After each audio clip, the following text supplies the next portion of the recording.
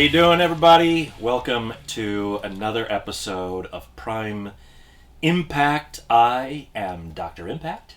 And I am Dragonus Prime. Welcome. Yes. How you been? How was your week? Not bad. Yeah? Yeah. We got a lot of reading done. Yeah? Did a little art. Painted a few minis. Yeah? Yep. Yeah? Oh, more minis? Yeah. Nice. Yeah. Nice. It's coming along. I noticed on your Instagram that you posted some new Hero Forge stuff. Mm-hmm. Some characters that you've done. They're a lot of fun to do. I know not as many people kind of react to them, but I enjoy doing them. They're just so much fun.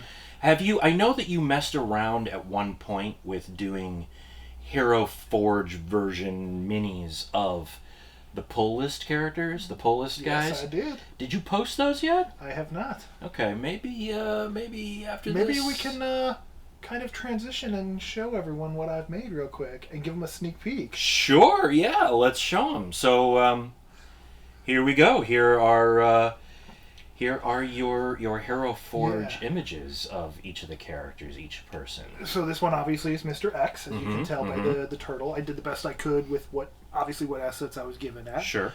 Next here we got Pistol. Yeah. The one thing I really liked what I did with him is you see the two cords running from his back to his gun. Mm-hmm. Those are actually tails that I just kind of positioned to make it look like the cords on his guns. Nice. Here we have Smurfy. I've got him with his Green Lantern ring, and they've added lighting effects, so I can do this nice green glow. As you That's can cool. see. Yeah. We got this guy here. He's a cowboy. We can skip. For God's sakes, why does Dr. Impact wear a cowboy hat? I don't know. Yeah. Now, I wanted to be able to do more with Dr. Impact, but unfortunately, due to limitations currently, I can't exactly put a lot of the intricate details on the cape. They didn't exactly have the right top, but I think this is a good representation of Dr. Impact. Mm-hmm. Yeah. And then, of course, the coup d'etat, the best one of them all, the grand poobah, the prime of the organization. Oh, yeah. Myself. The only thing was I used regular dragon-looking wings and colored them a shiny color. Instead of the mech. Yeah, sure. Because they don't have mech dragon wings. Sure. That makes sense. So that's what I've made over there, and I've made a bunch more. You can find them on my Instagram page and my Facebook page. Yep. They're cool. They're fun. Yep. I can't say that I do that kind of stuff. No. Although I've messed with Hero Forge in the past, but no, I've been doing a lot of drawing, a lot of commissions. With the holidays coming up. Yeah. I get a fair amount of commissions. I'm actually working on a commission right now for Smurfy. Oh, nice. Mm-hmm. I've also seen you putting a lot of stuff up on eBay. Yeah, I do that. I will spend some time doing sketches, particularly sketch cards.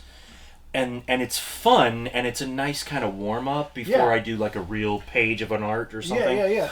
So I'll do a sketch card, and then I don't, what am I going to do with it? Sure. Like, why is it sitting around? So then I just put it on eBay and just get it out. So maybe you could get it and have actual artwork from a rhinestone cowboy.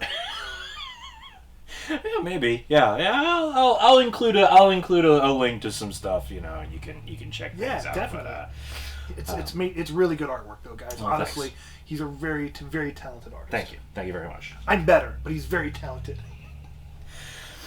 So that's kind of been it, and reading manga. You read manga too? I did. Wow. I did. I'll actually go first this time. Oh, since you went first last time. Please. I'm curious. What did you read? Oh, that's right. You read Demon Slayer. I read Demon Slayer Volume 1. Yes, because everybody's been talking about it. That's a pretty popular one. Yes, and I have a friend at work who says that this is her absolute favorite. Really? Manga. And so I was like, oh, okay, well, that's interesting, and I trust her opinion. She Jade, if you're watching, I trust your opinion. This is the official Jade of seal of approval. That's right. Boom. Yeah. Editor put that seal on screen. That's right. So she suggested I check it out. Mm-hmm. Wow. Really? Wow. That was a Dragonus Death Note reaction. Yeah, I really liked it. So basically, it's in, and again, forgive me, I often have to flip back through because I do have difficulty remembering names and things like that with things, unless I've read them. Like after I get to like a third or fourth volume of these, I might remember it more, but yeah, this early on. So I don't know what the era is that it takes place in. I think it's some sort of like feudal kind of Japan era. But I don't think that's really important. Sure. So what is the case here is that this is a world where demons exist. And when they say demons, yes, they're demons, but the way that they are presented, they're much more like vampires than demons in our traditional American horror sense. Interesting. I wonder if that's a cultural thing in Japan where demons are more like vampires. Let us know. Yeah, That's really something to be interested in. Well, and actually, now that I'm even thinking about it, what's even more interesting on a personal level with that is that, aside from it being manga, which I'm not used to, the fact that they do kind of relate sort of similarly to vampires, I am not a big fan of vampires. Really? I like some. I like some things. I thought you were like standing outside for Twilight. Yeah, yeah. No, I'm not. I know it's funny because the first real major big film that I was in was a vampire movie. Shadowland. Check it out. Where I played a vampire hunter. I was kind of the antagonist because the vampire was the hero in the film, of sorts. But of sorts. So I'm not a big vampire fan. I like certain ones, but I really liked this. So Tanjiro is the young boy, and he is a young boy of like around 13-ish, maybe something like that. Sure, a lot of animes are around. Yeah, and he leaves his family because he sells coal. So he goes into town to sell coal. And he's on his way back, and this old guy is like, well, why don't you just stay here? Because it's getting dark, and you don't want to get out there. You don't want to, demons will be around. Oh, yeah. And he's like, well, I can kind of smell demons. They have a different scent to them. And he's like, well, even that being said, that doesn't mean you're protected. Yeah. So if you smell them, aren't they a little too close? You were right. Yeah, then they're too close. Yeah. So he crashes there, and he goes home the next morning. And when he gets home, what he discovers is his entire family has been slaughtered. I mean, like, brutally, bloodily slaughtered. Oh! The family's body, and he's got like 4 or 5 siblings, something like that. I mean, there's just bodies and blood everywhere. Wow! Yeah. Did the old man know something? I don't know, because that guy never comes back. At least not that I'm aware of yet. Anyway, but what he discovers is that his sister, and I'm going to have to look up her name because I certainly don't. There it is. Nezuko. Okay. Is her name. I think I'm pronouncing that right. Anyway, she's still alive. She's alive. But what happens is that she tries to attack him because she has fangs. Almost as if... Oh, snap. Almost as if she has become a demon. Oh, snap. Yes. So what occurs is he is then attacked by a demon slayer. A young man who has found his sister and is coming to attack. And he, of course, is defending his sister. Sure, because it's your sister. Because it's his sister, yeah. And the young man notices that something is different about these two. So he's like, okay. And again, this, tough to remember the names here. But I we'll think put a loading screen up every time he looks. Yeah, right. I think the name is important in this case. So I want to make sure that I find it.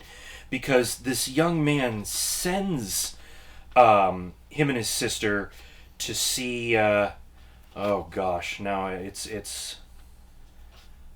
let's see. Sakanji Urokodaki? I'm sure.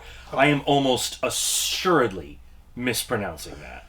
Yeah, that would be Sakanji Urokodaki. Urokodaki, that's... anyway, Urokodaki is basically an old demon slayer who trains. He's basically Obi-Wan. Okay. Oh, okay. So Tanjiro and his sister, they go there, and his sister kind of falls into almost like a coma. And Tanjiro stays with his trainer, his Obi-Wan, and learns. And his learning goes on for like a year. Almost. This feels very, so far, and I apologize for interrupting you. No, yeah. But this feels very Supernatural meets Star Wars in Japan. It is huge, a mythology, in the sense that Star Wars is a mythology, yeah. Supernatural is a mythology, and Lord of the Rings and all that. It is of that level, absolutely, at least based on this first fight. So he spends a year there training. Yeah. And he finally starts to get good, and then he's told that his final act, before he can be sent off to what is essentially the academy, where he has to perform a test and be called a Slayer. Sure. His final test is he has to cut a boulder in half, which is damn near impossible. Yeah. Right, because it's a boulder. Unless you've got, like, heavy duty machinery. Right. So he tries, and it doesn't. Obviously, it's not working. Sure.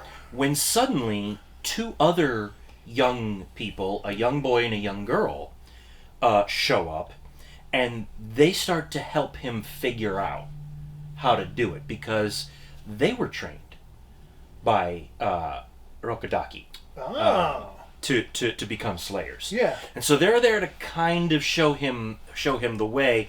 The girl more willing than the boy. The boy is more of a tough love kind of guy. Sure. And he gets really pissed, so he starts to fight the boy. And he ends up finally, after 6 months more of working with them. Wow. Yeah, time is crazy.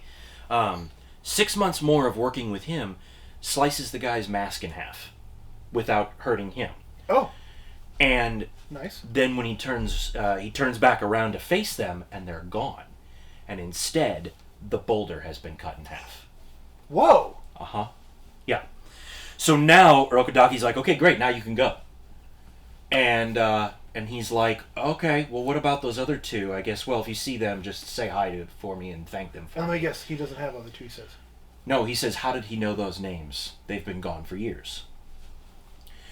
So he gets to this academy place, and this academy place, basically, once you get to the point where you can go and go through this final trial, you're put out into kind of a Hunger Games style enclave or sure. area where they have a demon there. Okay. And you are to kill that demon. And so they trap demons and they throw them in there. Is this like a licensing test type of thing? Sort of, yeah. Okay. If you can get through the test, and you might die. The demon might get you. Yeah, sucks to suck. Yeah, and so throughout all of this, basically, almost 2 years have passed now. Mm-hmm. And throughout all of this, his sister is still in that coma with the Rokodaki back there. And he ends up facing off with this insane, crazy demon, and I can't even remember what this demon referred to itself as, but basically the demon says, I've been trapped here for forever. I have killed 50 Slayers in my time, and the more Slayers and the more people a demon kills, the more powerful they get. Highlander style. Right. So he's killed 50, 14 of which were Orokodaki's pupils over the years. Wait. Along with those 2. Yes. Wow. So now there's like ghosts involved. Oh, and, wow. Okay.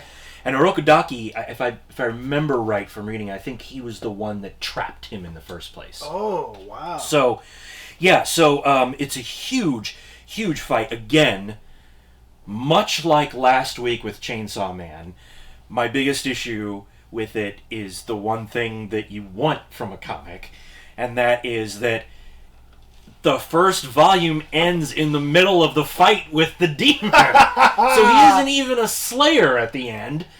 But I was volume 1 is Demon Slayer in training. Yes. Okay. Yeah. But I halfway through it I was sold on it. So they didn't need to give me that hook to get me to come back. Sure. I will absolutely read this. It's story and art by and again, forgive us, just always forgive us. I'm sure we'll mispronounce these. Koyo Haru Gotug? I don't know. I'm not gonna. You're not gonna try it. No. Please let us know what the correct pronunciation is, because this creator is fantastic. The art was wonderful. The pacing was great. I was really into it. I followed it with no problem. This is coming from someone who up until now had only ever read one manga.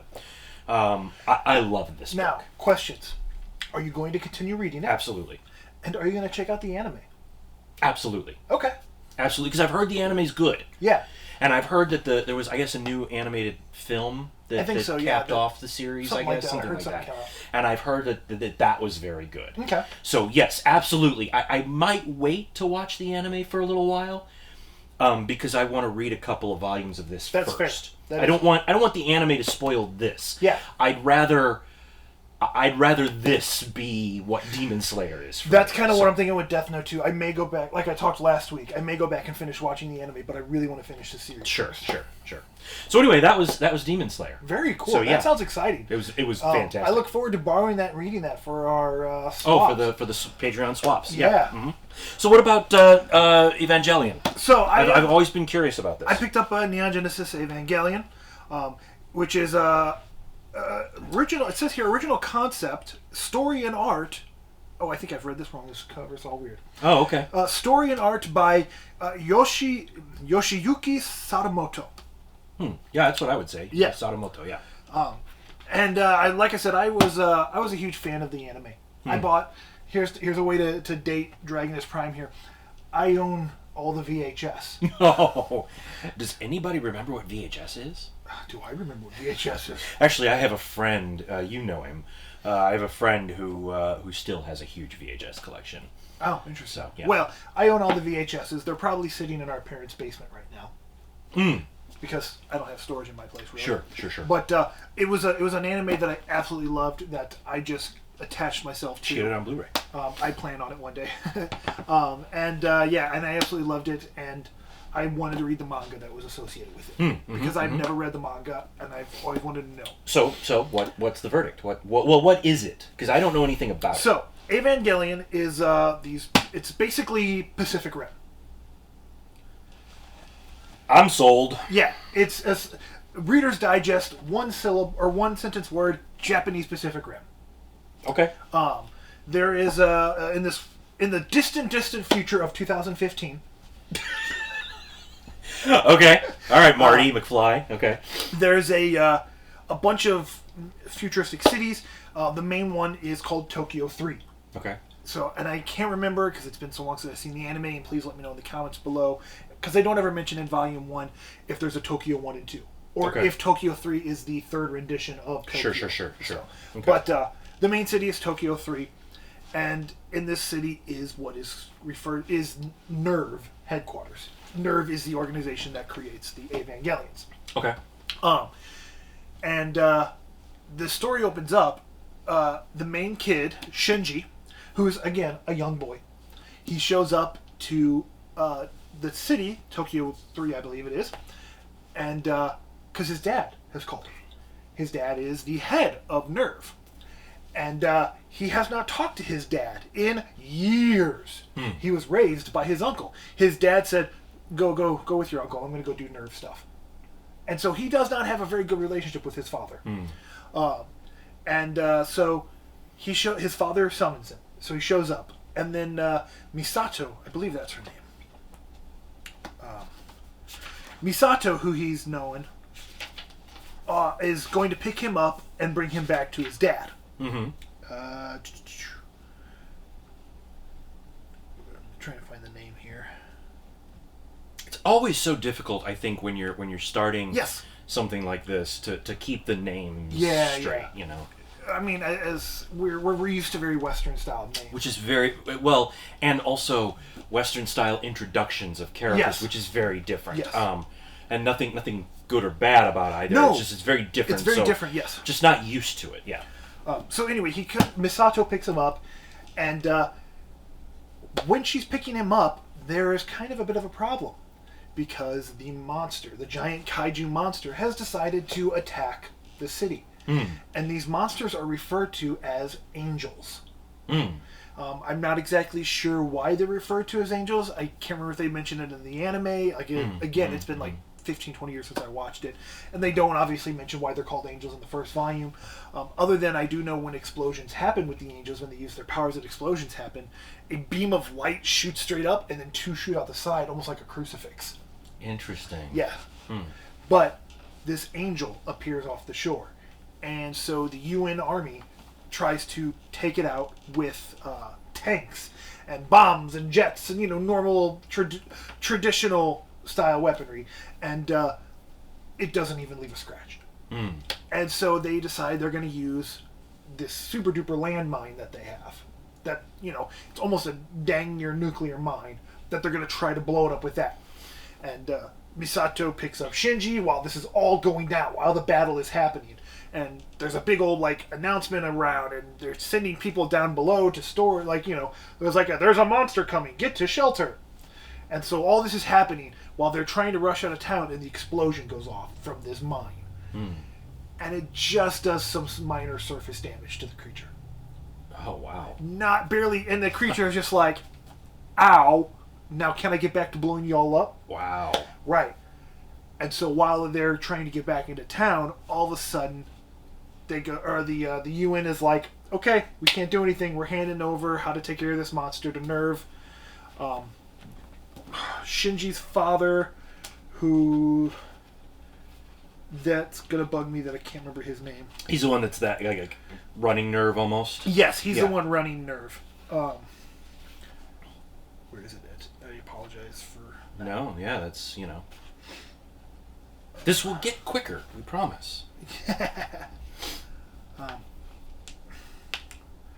Be that as it may, I can't find his name right now real quickly, but his father is put in control of taking care of the situation. And his father says, okay, Ray, get to your Ava and go fight it. And that's what the robots are called. They're called Avas. Okay, so they're not really because I always thought that they were like a Gundam. Oh, but they're not. They're completely different from traditional Gundams. Okay. Now. So now they explain how they are different, and I'll explain that in a little bit. But the Ava shoots up, and Ray starts fighting the angel on top of while they're trying to escape in their car, and the angel just decimates her. Oh. Yeah, lays her out, Ray. Ray's a young girl pilot, by the way. Maybe 13, 14, 15, somewhere around there. Very young girl pilot. And just wipes her out, damages her physically, and sends her to the hospital for it. And this is all happening within, the first 2 volumes. The first 2 chapters. It starts off. Boom! Oh, so it drops you yeah. right. Oh, okay. And, but they get Shinji back to the base, and they take Shinji in, and they meet up with this doctor who, again, I can't remember the name. And if you remember the doctor's name, please post it in the comments below. I don't want to waste your guys' time trying to find it. They get to her, and she's like, cool, Shinji, you're here. Come with me. And she takes him to a different Ava. And she says, you're going to pilot that thing. And Shinji goes, excuse me? And she goes, yeah, your dad, he brought you here to pilot that thing. And his dad appears above, and he goes, yeah, Shinji, good, you're here. Get in the Ava. And then Shinji's like, no, I'm not going to do it. And he's like, what do you mean you're not going to do it? He goes, no, I'm not going to do it. You abandoned me. You did, this is, and now you're summoning me here just for this? No. F you, I'm not doing it. And he goes, okay, recalibrate for Ray. Somebody get Ray down here. And one of his guys is like, Ray's injured with broken arms and in the hospital. And he goes, is she dead? And they're like, no. And he goes, good, get her down here. Oh, wow. That's cold. Yeah. And so they wheel her in on a gurney to pilot this thing. And he goes, hey, Ray? And she's like, yes, sir. He goes, your backup failed. I'm going to need you to go in. She goes, yes, sir. And starts to get up. Oh, wow. Yeah. And while that happens, the angel finds where they're located. Because you also find out, I kind of skipped this part, Nerve headquarters is underground. Oh, that's cool. Yeah, it's underground. They've got this huge dome that puts in artificial sunlight to make you not feel like you're underground. But they're underground. And the angel, standing above them, somehow finds out that's where they are. It starts doing its angel explosion on top of them. And so stuff, like, they've got these buildings that are suspended upside down from the ceiling. Oh, wow. And some start falling. Oh, wow. Yeah, and stuff is falling and crashing everywhere. And Rei is, like, knocked from her bed, and Shinji kind of grabs her and he's like, you can't do this. You're already super injured. Fine, I'll do it. So... That's the Joseph Campbell mythological hero threshold. Yes. Moment. Yes. Sorry, I need to whip my whistle there. Yeah. So they get him set up. They put these little nodes on his head, and they put him in this tube cockpit. Mm-hmm. And it's just like, it's long seat. And let me see if I can't find an image to show you. Oh yeah, well there's the explosion, which we'll put on screen to show. Yeah, we'll throw that up like maybe right here. Yeah. Ooh, Jesus. Yeah, there's that explosion. That got close. Yeah.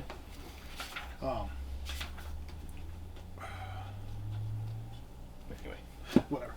But yeah, they put him in the cockpit, and the cockpit inserts itself into the spinal neck column of the mech. And they send him upwards to fight the creature. And he gets up there. And they're like, okay, you just gotta think to walk, and you walk. Oh, so it really is kind of connected into the... Okay. And he's like, okay, and he starts thinking about walking, and it's walking and all that. Mm-hmm. And then he tries to fight it, and just gets demolished. Like, at one point, the angel grabs the mech's left arm and pulls and cracks, and you can watch the arm crack. Oh my god. And you see in the cockpit, Shinji's like, ah, and feeling the pain of it. Because it's connected, so of course he's gonna... Every blow that it gets, Shinji hits. Ugh. And it, like, just demolishes Shinji. Very much like in Pacific Rim, how you have to have that connection. Mm-hmm. The connections start breaking, and he just collapses and passes out. And it doesn't stop there. He has some sort of vision of this light person flying towards him, and he thinks it's his mother. And he's like, Mom! And as it gets closer and grabs him, it's some sort of weird alien thing. And holds on to him. And after that happens, the Eva stands up, and the arm fixes itself and roars. Yeah. Okay. And then it just charges at the angel. And whereas the angel demolished both Evas previously, this time, the Eva, almost running on... They even talk about how it's like practically running on autopilot, just decimates the angel. Like, pounds on it. It's got this... The angel's got this gem on its chest, and it shatters the gem, and, like... Just decimates it, and so the angel grabs onto the Eva and self-destructs. Oh, wow. Yeah. Self-destructs. There's this massive crucifix explosion again, bigger than any that has happened before. And standing in the wake of the explosion with fire all around it is the Eva, perfectly fine. Whoa. Yeah. All right. And then the final... That was all like the first 6 chapters. It's the first 5 chapters are just an absolute combat porn. So what was the hook then? What's the what's the hook at the end of Volume 1? Because I know that this just for everybody that's watching, I know that you have the book that includes volumes 1 through 3. Yes. But we're only talking about Volume 1. So the final chapter is very much a dramatic chapter. Okay. There's no real violence. You see this scene where Shinji's father is extremely concerned now with Rei and cares nothing about Shinji's well-being. And he even kind of looking at Rei kind of gives Shinji a look like, almost as if like, yeah, this is my real kid, you're not. And Masato says that now that you're in town, you're gonna live with me, so I can kind of take care of you. And the final hook is they go and they stand over on this cliffside overlooking Tokyo 3. And all those buildings that were suspended upside down rise up from the ground. and create this massive city. It was really, okay. Yeah, okay. It's really cool. And then it's kind of like this is Tokyo 3, and more shit's coming. Wow. Okay. Well, I think I know the answer to this one already. Are you going to continue on with it? Oh, hell yes. Okay. All right. And how does it relate to the anime, from what you remember? Actually, I went back and I watched the first episode or two. Oh, is it on streaming? It's on Netflix. Oh, okay. Yeah, okay. It's on Netflix. I liked the manga better. Okay. Okay. It actually, you get more, like the first, again, like Death Note, like last week with Death Note, the first 5 or 6 chapters in here are done in like two episodes. It's interesting. Right, and you miss a lot of stuff. Like, remember I told you how Rei shows up and fights him while they're trying to escape? None of that's in the anime. That all seems like it's kind of important. Right. Even though she's already injured. They said she's injured from a previous mission. But yeah, none of that's in the anime. They just... Okay, I get it. That seems kind of important. They off-screen her injury. All right. Yeah. All right. It's still good. Don't get me wrong. Nothing against the anime, because like I said, I grew up... Well, not grew up, but I watched it when I was younger, and it was freaking amazing, and I probably am going to continue watching it just because of how much I love the subject material. You just think that the books are better? I really enjoyed the manga. Okay. A heck of a lot more than the anime. Okay. All right. Fair enough. Fair enough. So. Well, I'll at some point in time I'll start watching Demon Slayer, and you can absolutely have a guarantee right now that on a future episode I will be doing future volumes of this. I will keep going. So maybe at some point in one of those episodes, I will have started watching the anime, and I can Well, when you do your Demon Slayer Volume 2, I'll do my Evangelion Volume 2. There we go. It'll be a twofer. But in the meantime, we need to swap. Oh, that's right. Here, read away. So that we can do our so much lighter. I know. My God, what is this? A tome. Yeah. So be sure to head over to my Big Fat Pull List's Patreon page, so that you can see our reverse, which should be out in a couple of weeks, right? Yeah, give us time to read it. give us a little time to read it, and then shoot that, and then get it up there. I've got to pull out a dictionary sometimes to get words down. So yeah. So, but yeah, it'll get on there, and there's lots of other really cool stuff on there too that you'll find. I've got art on there. We've got podcasts that you can't get on the regular platform and that kind of stuff. And depending on when you're watching this, they could be on there now, or they could be coming on there. Our Pull League.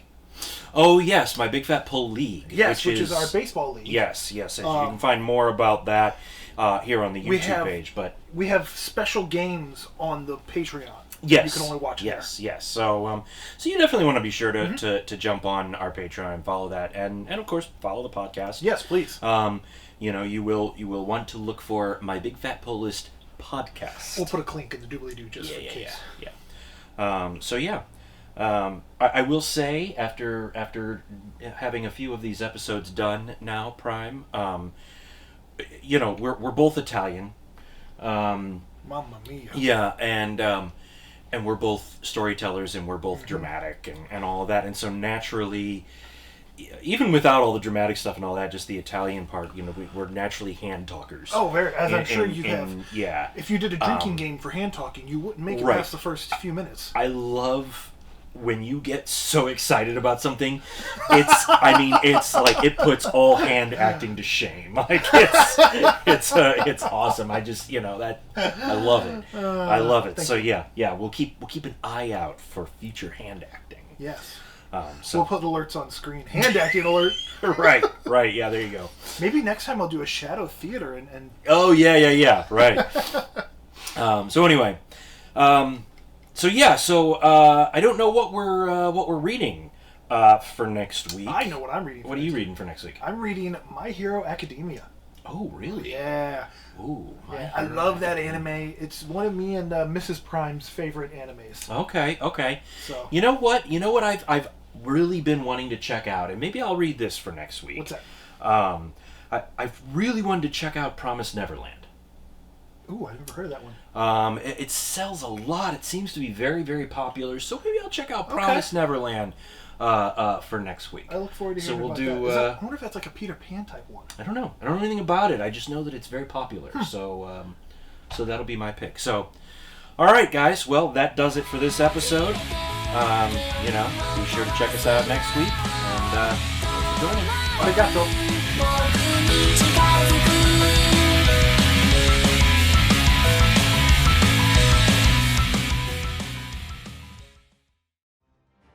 Well, folks, that's our show. We hope you liked it. And don't forget to like, subscribe, and share the My Big Fat Pull List YouTube channel so you don't miss another episode of one of our shows. And don't forget, we have a podcast. Make sure you head on over and search out My Big Fat Pull List podcast on any one of your podcast listening platforms. And help us keep the lights on by heading on over to www.patreon.com/My Big Fat Pull List. And you'll know that you can get any one of these amazing shirts right there. Also, hit us up on all of our social media, Facebook, Twitter, and Instagram.